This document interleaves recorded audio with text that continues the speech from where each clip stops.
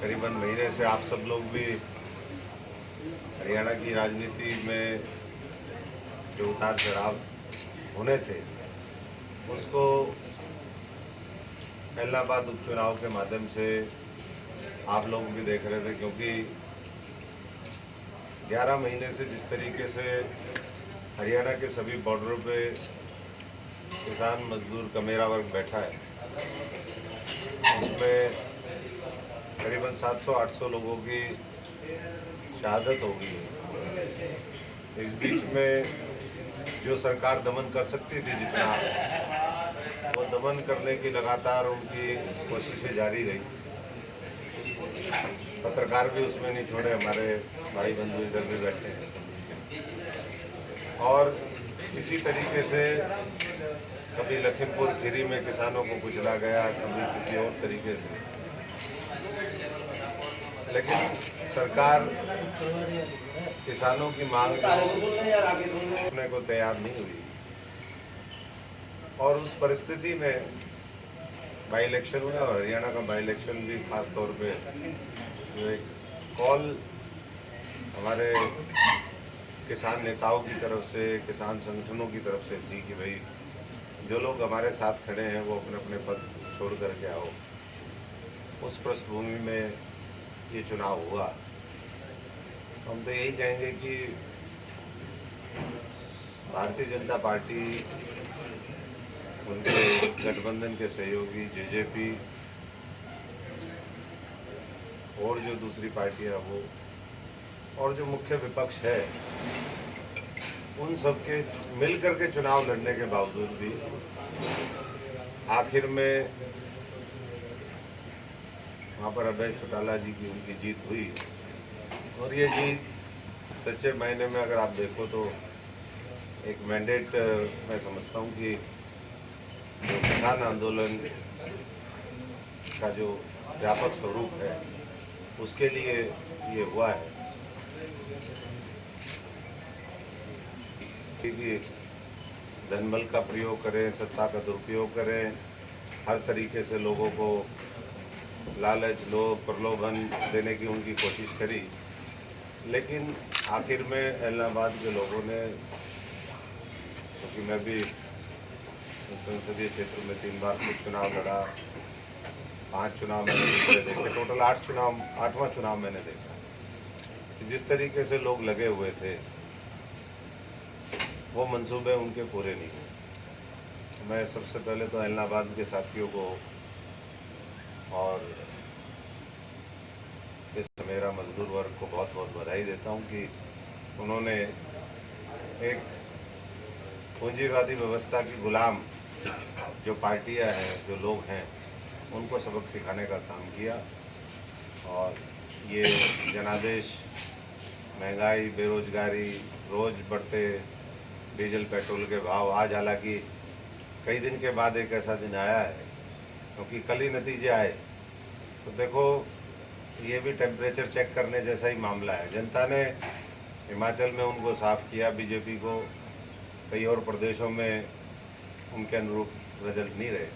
तो आज पहला दिन है कई दिन के बाद जब पेट्रोल और डीजल के दाम गिरे, तो जनता थोड़ी सी भी अंगड़ाई लेती है तो उसका असर जो है वो महंगाई और तमाम चीज़ों के ऊपर कंट्रोल करने के ऊपर दिखाई देता है।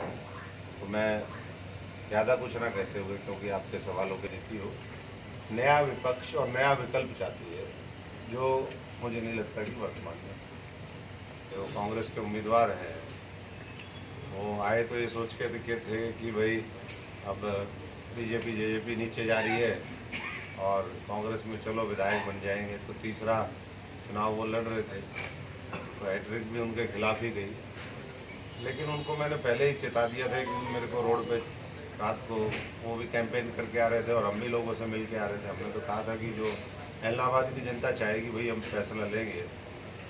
तो रात को वो मिल गए थे, चौकटा साजिश से षड्यंत्र आपके खिलाफ चलते हैं। और ये लोग जो जिनके भरोसे पे आप चुनाव लड़ने के लिए उतरे हैं, यही आपको हराने में लगे हुए हैं। तो ऐसा मामला कभी देखा नहीं था वहाँ की। जमानत जब्त कांग्रेस की हुई है, कौन इसके ये तो वही तय करेंगे।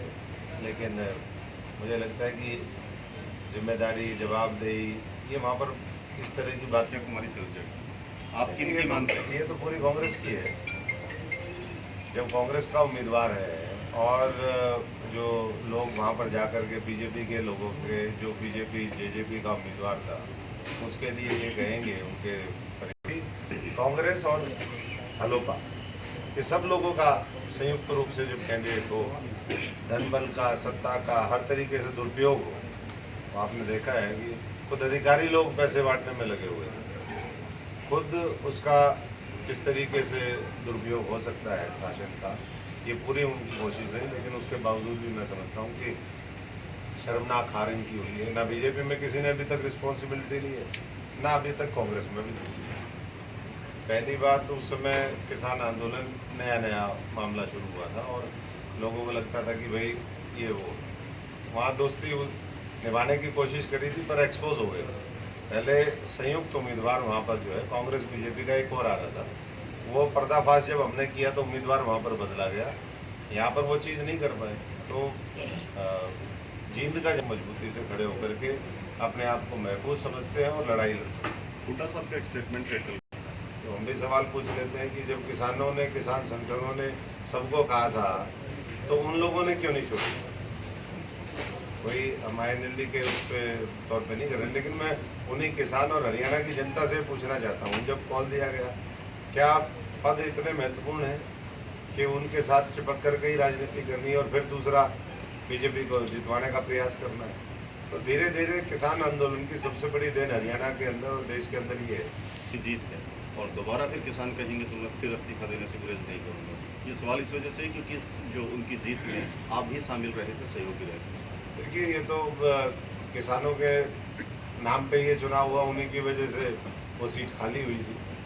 तो कोई भी व्यक्ति है तो स्वाभाविक है कि खरीद के 24 लाख का 100 गज जमीन दे रही है, तो यही तो गौरव धंधा किया इन लोगों ने, यही काले कारनामे करे हैं और इसी की वजह से आज जेल में जाने के डर से वो सरेंडर है साहब। ये और जितनी बारीकी से लोगों को समझ में आ जाएगा, उतना मैं समझता हूँ कि जन आंदोलन मजबूत होगा और हमारा जो ये है हरियाणा, ये भी बचेगा, यहाँ का एक एक बाशिंदा भी बचा चुनाव को मिला करके।